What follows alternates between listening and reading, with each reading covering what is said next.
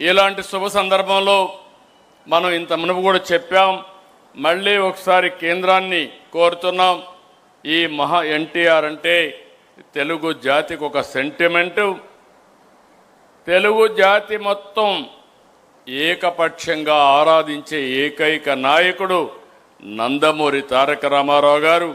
ఆయనకు భారత తెలుగు వెలుగ్గా నిలిచిన స్వర్గీయ ఎన్టీఆర్కి భారతరత్న ఇవ్వాలనేది మనందరి డిమాండ్. అందుకే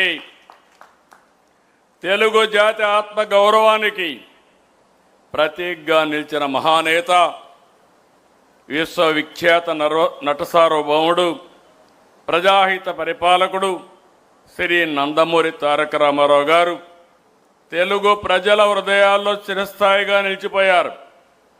కళారంగంలో అపారమైన ఖ్యాతిని సంపాదించి అనంతరం రాజకీయ రంగంలో ప్రవేశించి సామాన్య ప్రజల సంక్షేమాన్ని లక్ష్యంగా చేసుకుని ప్రజాపాలన కొత్త